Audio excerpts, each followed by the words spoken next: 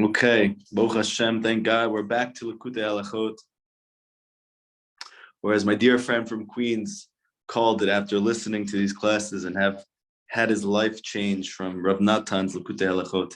He calls it Hashgacha Pratit classes, because every lesson in the beginning of Likutey Halachot is discussing this one inyan, which Rabbi Nachman was trying to smash into our loins. There's no such thing as teva. There's no such thing as nature. There's only providence. That whatever Hashem wants, He does. And now, Rav Natan says, this is the reason why, according to halacha, the whole year, chametz is mutar. You're allowed to eat this leavening agent for bread. Rak b'Pesach tzarichim lechol matzah. But on Pesach, we only are allowed to eat matzah, meaning wheat without any leavening agents. It doesn't rise. The chametz asur. And chametz is asur. You're not allowed to eat chametz. Not only is it asur, the suro chamur me'od.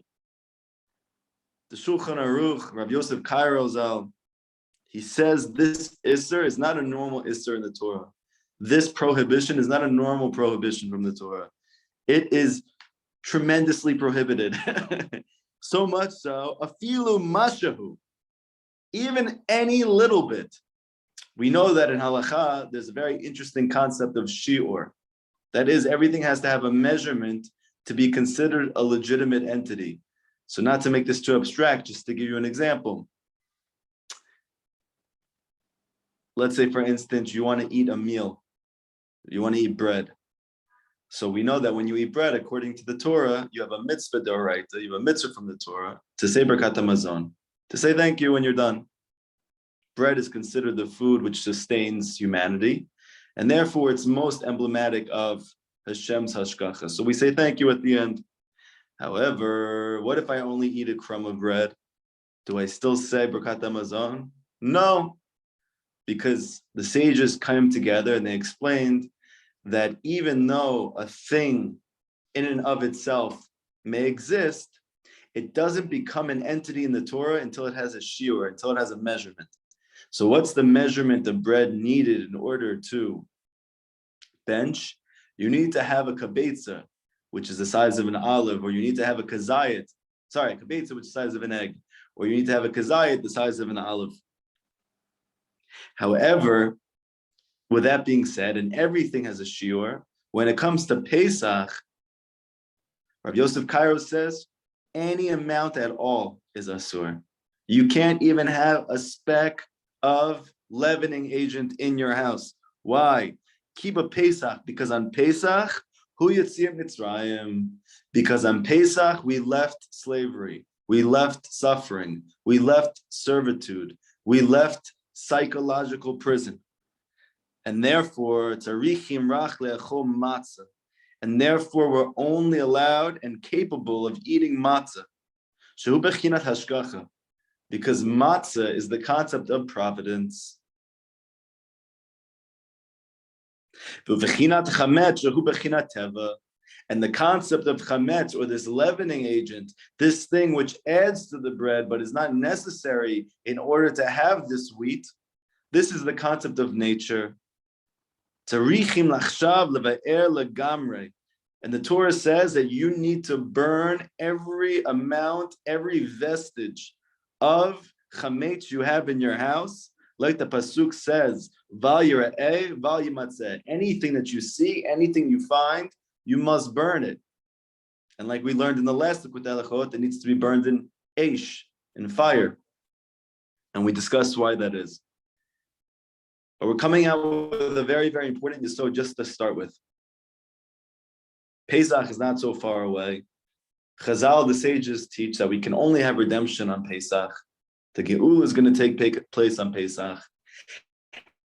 And we take the reason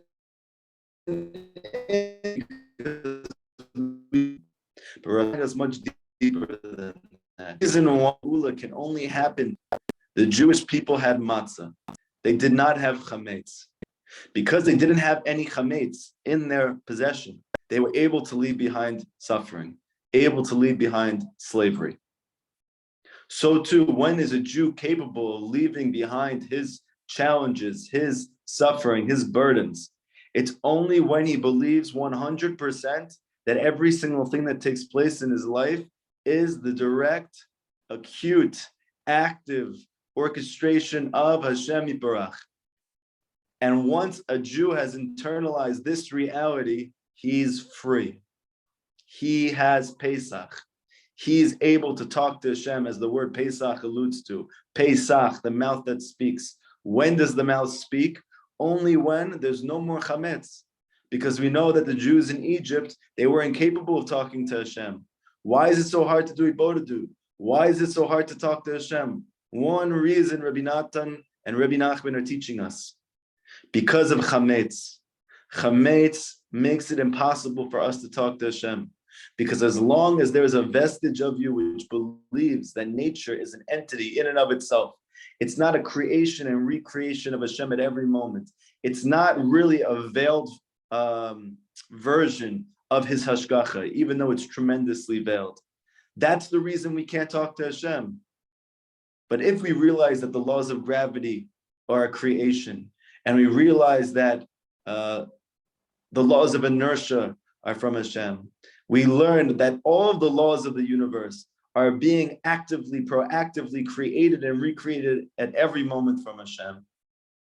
And therefore, Kal v'chomer, all of our personal life, all of the abuse and all of the suffering and all of the challenges and all of the burdens of our life, they're not stam.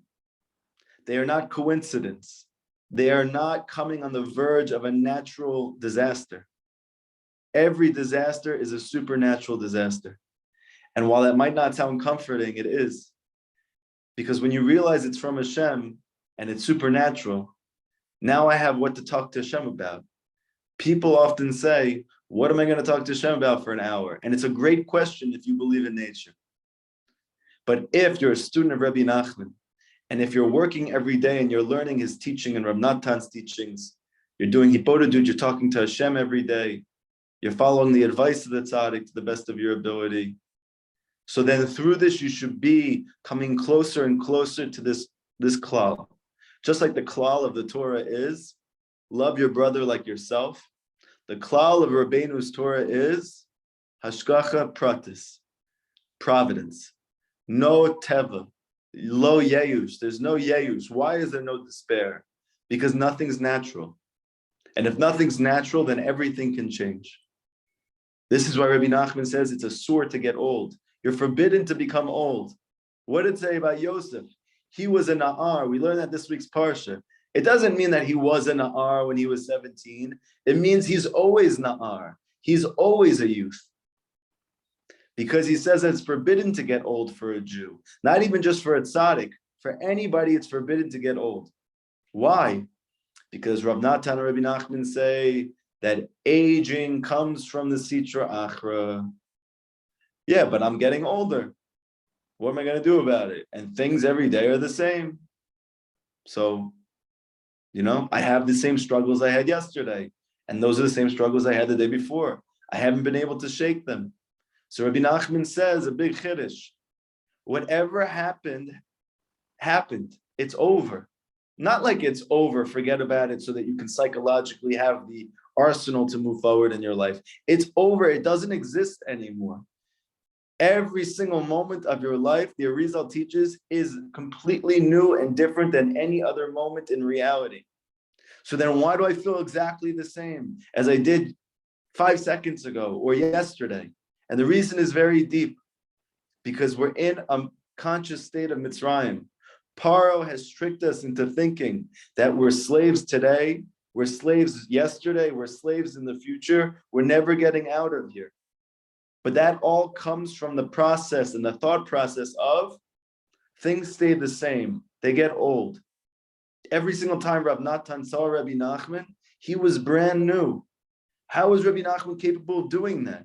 We all would love to do that, because Rabbi Nachman didn't believe in nature. And because he didn't believe in nature, today is brand new. And that's Pesach, that's redemption, that's Geula. You don't need to get plastic surgery so that you can look younger. You just have to realize that there's no such thing as aging. And then you're as youthful as you were when you were a child. Because in truth, even nature itself, it's nothing other than a very veiled, very concealed, very constricted form of divine providence itself. So too Rabbi Nachman teaches in Likutey, I believe it's Nun Vav, in the famous Torah that speaks about Hastar Shebatoch Hastar, that Hashem is going to conceal himself within a concealment, a doubly concealed event. But Rabbi Nachman says, Bavadai Gam Sham, Hashem Yibarach.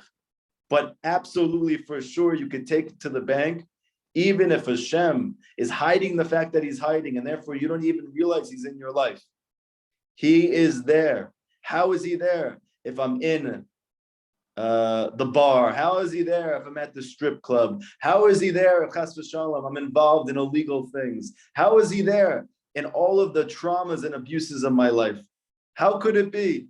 The answer is he's there, but it's just hidden very, very, very much. And Rabbi Nachman says, don't go into Yeyush about the fact, don't go into despair about the fact that Hashem is so hidden in that place. Because in fact, the reason why you're there is because you're holding on to hidden Torah. This is what he says in that lesson. And therefore you have a piece of Torah, you have a piece of God consciousness which needs to come out to the world, which needs to be revealed to the world. And only you can do it. And it's by going into those dark places that you actually connect to the hidden Torah. And this is the Torah that's needed to bring the Geula. This is the Torah that's needed to bring the Mashiach. And this is the reason why many people, maybe in the past, have not connected to Rabbi Nachman. And yet we see now, in 5782, according to the Hebrew calendar, 2021, according to the Roman Gregorian calendar, whatever that is. So this is the darkest time in history. As I heard one person say, big tzaddik of our generation, this is by far, the hardest time in history to be a Jew. And like Rabbi Nachman says, why? Because when the Sitra Achra, when the Yetzer Hara, when the forces of negativity, like a wild animal, is about to go extinct, it gives out, it lets out every strategy, every power, every koach, every force within itself, whatever life it has left, it goes completely berserk in trying to make sure that everyone falls. And the main falling, Rabbi Nachman says, is into sadness, into yayush, into depression. And that's why it's more commonly felt in our generation than in history, even though in reality we have more physically than we ever have. However,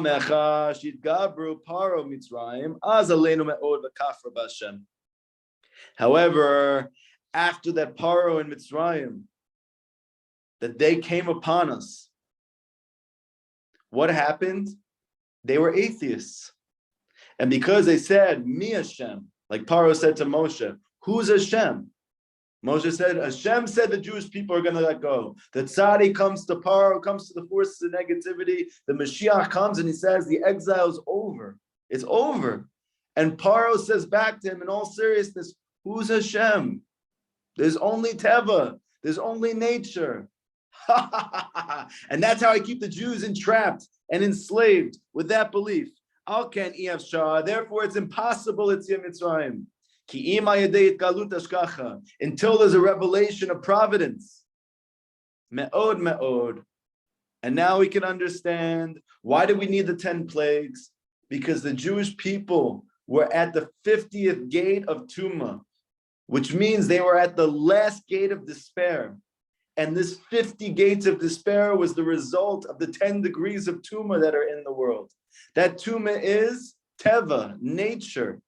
That science and natural law controls the world, and therefore things are old and they don't change. They can't change. If you're the victim of abuse, you're a victim your whole life. If you're a victim of addiction, you're never going to break free. And all of that is the work of Paro and Mitzrayim. And they do it by making you believe in Teva, in nature. So we needed the 10 plagues, which were supernatural, to show the Jewish people, to give them the confidence to realize with each and every step. Let's say the first step, okay, maybe 10% of my life is Hashgacha Pratit. 90% is nature. I got to go to work. I got to take care of my family. I have my medical conditions. I have all these things, right? All of a sudden, another plague comes that's supernatural. Okay, so maybe Hashem's more involved than I thought. All of a sudden, on the 10th plague, the Jews said, that's it. We realized the facade is over. It's only Hashem. And they walked out confidently. Because at the moment that the Jewish people left Mitzrayim, was revealed the Hashgacha of Hashem Yiparach in the world. Bidgalut Gadol, with a tremendous revelation. Ki asa imanu otot noraot. He made for us wondrous experiences, wondrous signs. And therefore needs then Pesach lechol rak matzah. Therefore in Pesach you can only eat matzah, but lo chametz. You can't have any chametz koshehu, even a little bit, even a crumb, even a smidgen. Any vestige needs to be burned completely. Why? Because it represents teva. It represents nature. Rak matzah shu bechinat hashgacha, and matzah is only hashgacha.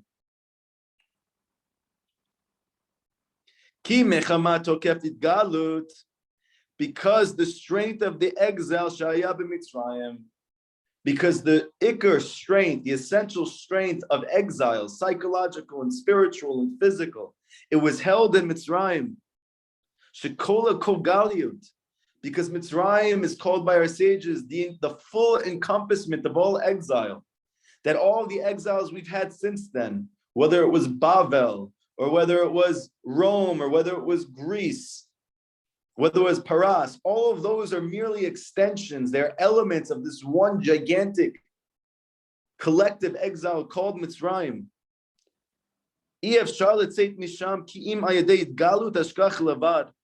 It's impossible to go out from there until there's a revelation of Hashgacha, until there's a revelation of Hashem running your life, orchestrating your circumstances.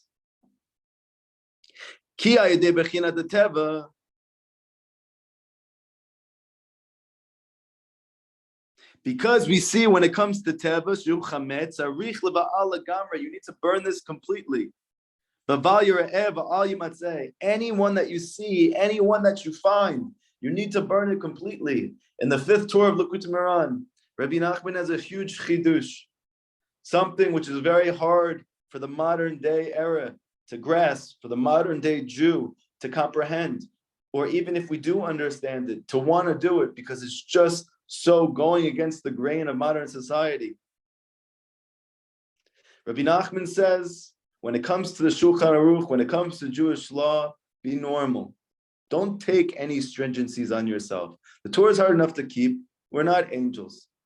But that same person, that same tzaddik comes along and he says, but by the way, this one thing called Chochmot Chitzoniot, secular wisdom, it's asur legamre. You're forbidden to look at it at all. Why? Because secular wisdom comes from teva, comes from nature. And therefore, every single time that you invest yourself in secular wisdom, you are entrapping yourself within a psychological prison. You're creating a gigantic jail cell for you to sit in and cry out in and not have any way out except through the tzaddik to tell you that the cell doesn't even exist. And the reason you've been imprisoned for so long is simply because you believe it's there. And the reason you believe it's there is because you're constantly looking at the news. It's because you're constantly invested in secular wisdom and philosophy. And as a result of that, you've been convinced in all of these vague and convoluted arguments about reality, which we have no final resolution for. And as a result of these very, very, very thinly founded realities, you have plunged into the depths of depression. It's usser. You got to stay away completely. You must burn the chametz kol shehu. Because through teva, hein yacholin nitgaber v'lo yeh efshar litzet mechamat godel achizatam shitachez az me'od b'Yisrael.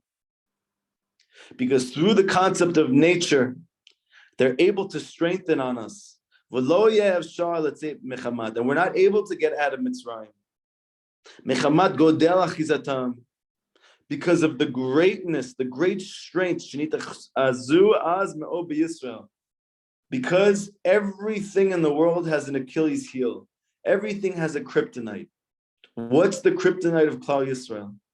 Secular wisdom, nature. However, after that you're eating matzah for 7 days, now you can eat chametz. Now that for 7 straight days you have internalized the reality that there's nothing else besides Hashem, now you can eat chametz. Because after that you've already left behind slavery, and God consciousness has been revealed to you that there's nothing else besides Hashem and everything is for the best, everything is because He loves you. That all comes from the eating of matzah. Then afterwards, you're able to go back and eat secular wisdom and eat nature. And you're not thrown off by it. You're not confused by it. Because when Hashem's providence is revealed to you in such an intense way, you know the truth. That really, Teva is not nature. Nature is hashgacha. There's no such thing as nature. Ki Hashem yibarach bara kol, because Hashem yibarach, He created everything. Umanig birtzano hakol, and He continues to orchestrate all of reality according to His ratzon, according to His will at every moment. And when a person has truly internalized that, now he can go eat chametz. And this is alluded to in the Likutey where Rabbi Nachman says, in the 8th Torah of the Likutey Moran, a Jew who has not yet ascended to the level of a tzaddik, he has not yet nullified all of the forces of negativity inside of him, which is obviously a very difficult lifelong process. Then that person should not go mingle with negative influences because he's automatically going to be pulled away from reality. But the person who becomes a tzaddik, who through hibodedut, and through Torah learning, and through following the eitzes of the tzaddik, as a result of this, he's able over time to nullify all the forces of negativity, all the concealments within him, all of the taivas, and all of the sadness and emotional issues that have come along from teva, from nature, from investment in secular wisdom. Then not only can he look at secular wisdom, Rabbi Nachman says he's chayav. He must lift out the sparks of godliness that is hidden within teva. But that's only once you become a tzaddik. That's only once you know the truth. And knowing the truth is not an intellectual reality. To know something is to become one with that thing. That you're never thrown off by that reality. That's you. You are one with the knowledge that Hashem runs my life at every single moment. Ki Hashem yibarach, He created everything. Now you can eat chametz. However, in the beginning, in the moment, the hour that we left Mitzrayim, it's impossible lechol chametz klal. You can't eat chametz at all. Because the secular wisdom still has a tremendous hold in you. Like my Rabbi Rav Walken once said, I forget in the name of who he said it, he was not very into Kabbalah, at least not openly. But somebody asked him, what's the difference between Yosef and Yehuda in this parsha? What's the difference between Mashiach ben Yosef and Mashiach ben David? So he said that Mashiach ben Yosef takes you out of slavery. He takes you out of Mitzrayim. The tzaddik takes you out of your personal constrictions. Takes you out of your suffering. But Mashiach ben David takes the suffering out of you. Because we know that there's 2 elements to suffering.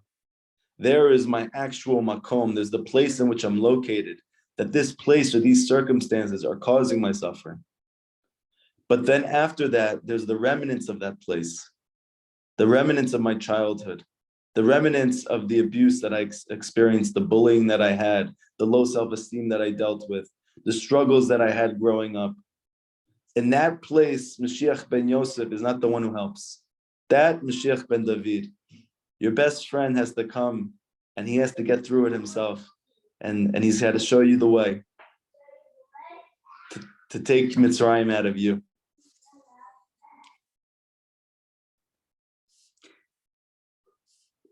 Therefore, Asur la'azkir Shem Teva Klal. Therefore, at the moment that you're leaving Mitzrayim, at the moment you're leaving addiction, at the moment that you're leaving psychological distress, you're not capable yet of looking at secular wisdom because it's still inside of you. 1 second.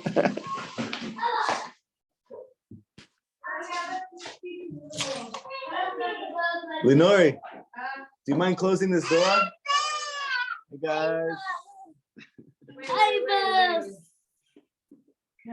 Now I'm going outside the building. Okay.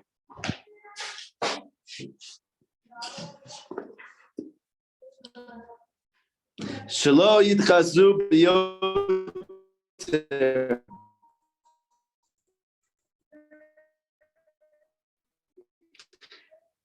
Doesn't have a whole chas v'shalom. That Hashem is the one who does everything. Aval achar kach. However, afterwards, yatzanu mehem, that goes out from them, v'nit gala v'ashkacha, and it's revealed hashkacha. Zayo de'im shegam chametz. That then is known that also chametz, b'chinat hateva, which is the concept of nature. 1 second.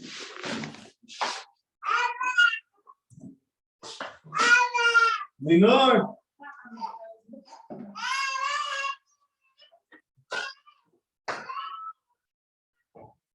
Okay, I tried locking myself in a room, but in Israel, it's not as easy. Okay, so this is the concept of nature, and everything is in Hashem's hashgacha. Then after Pesach, after 7 days of eating hashgacha pratis, after 7 days of eating divine providence, and leaving Mitzrayim and having Mitzrayim leave you, now you can eat chametz. And this is what it says in the Zohar HaKadosh. That after that, we have received the matzah, that the matzah is refuah. It's called healing. Now we can eat chametz because we've been healed. And why is the matzah healed? The Zohar is telling us because what Rabbi Nachman is teaching us. Because the Zohar calls matzah lechem, the food, the bread of Emunah. And Emunah is what heals. Belief in Hashem's providence. Now you can eat chametz afterwards. Because da'at, God consciousness, has expanded for you, it's grown for you. And now you know be'emet in truth. There's nothing else besides Hashem. Alken lo utar chametz, and therefore chametz is not allowed ad achar kriyat yamsuf, until after the splitting of the ocean. Shaya b'shvi'i shel Pesach, that it is on the 7th day of Pesach. Ki az haya ikar b'palat Mitzrayim, because the essence of the miracles that happened in Mitzrayim was the splitting of the sea on the 7th day. Va'az haya b'yoter v'yoter yitgalu hashgacha me'od me'od ayadei kriyat yamsuf. And then it was even more so the revelation of Hashem's providence, very, very much, through the splitting of the sea.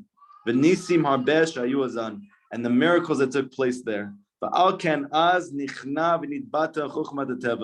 And then is subdued and nullified the wisdom of nature. That from there draws the Sitra Achra its main strength.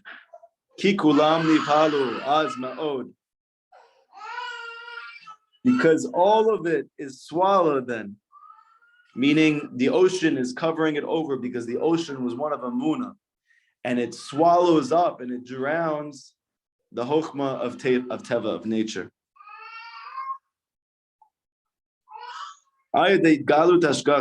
All through the revelation of Hashgacha, Sha'az Me'od, which was then very much.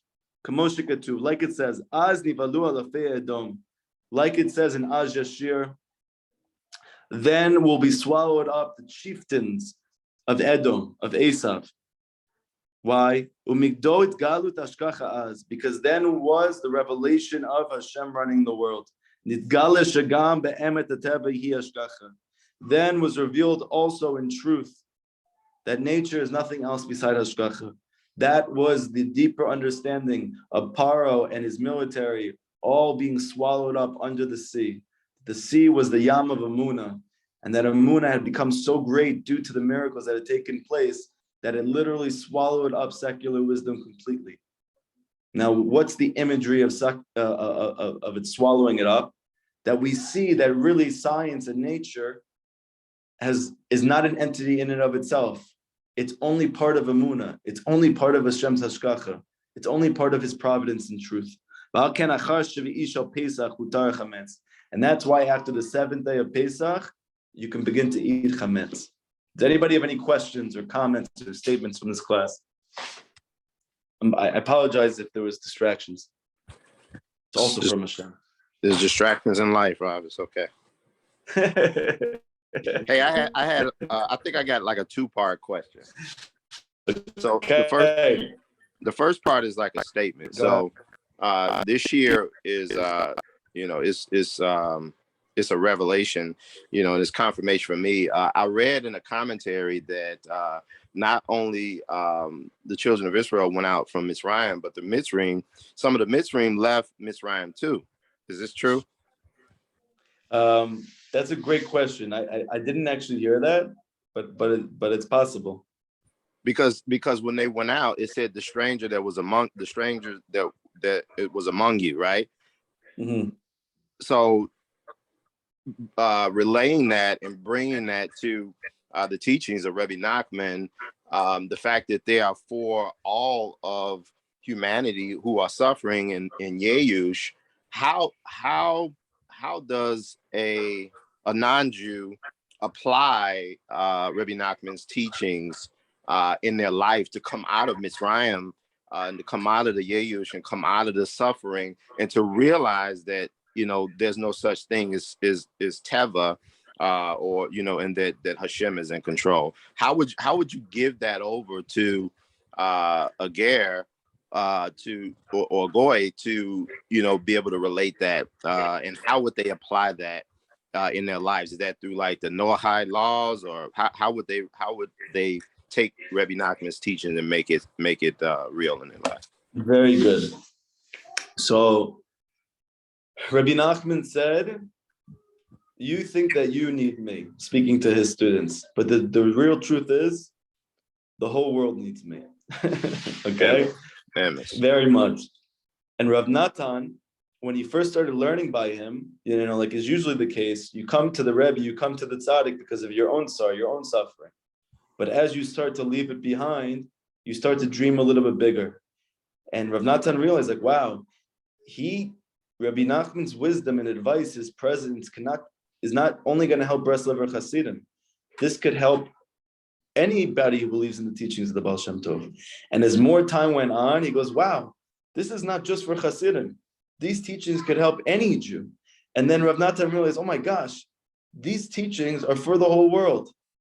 And that was really when he began his whole journey of self-sacrifice for the rest of his life, literally self-sacrifice, to the extent that he was almost killed for it, to try to get these teachings out to the whole world. And Rabbi Nachman says that once you see Likutey being studied around the world, you'll know the Geula is coming very soon. Okay? So obviously the fact that we, Bali Tshuva and Gerim together are studying the works of Rabbi Nachman, originally in America, I'm in Israel, but you're still there. So this is a revelation of that prophecy, And so this needs to be given out to everybody. This is the reason why Rav Arush wrote a book for Emunah for non-Jews, Right. Because Emunah is not a mitzvah which is incumbent only upon Jewish people. Emunah is a mitzvah for the whole world. And therefore, how does a non-Jew derive benefit from the teachings of Rabbi Nachman? Because he is the master of prayer. He is the master of the field. He's the master of Emunah. And therefore, we need to get his teachings out to imbue faith in the whole world. And we say that the non-Jewish world is going to come up with us to Har Tzion, to the Beit HaMikdash, to the house of prayer. So why are they coming up with us? Because Emunah, Tefillah, is incumbent upon all of us. The Geula is going to take place globally, not just locally. Amen. Amen. One more thing. In this week's parasha, it says Yaakov dwelled in the place where his father stayed. And Rabbi Nachman brings down that he was Megari Aviv, meaning he was just like his father's. He was making converts. Can you go into that just a little bit and kind of explain that? Explain what Rabbi Nachman brings down here in this. Sure.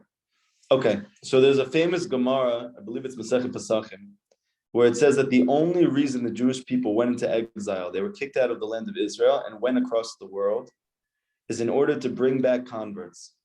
So that's fascinating because we know that the Jewish people are the only religion in the world that do not promote conversion. Right? So that seems to be a contradiction. How could it be that the Torah is teaching us that the only reason we left Israel was to bring back all the converts, and at the same time we're the only people that we do not encourage conversion? In fact, in some cases, we discourage it if we don't think it's an authentic process. So what's the reason? Because in a very deep way, all of the souls of the Gerim represent sparks of godliness that were trapped in the beginning at the Chet of Adam Arishon.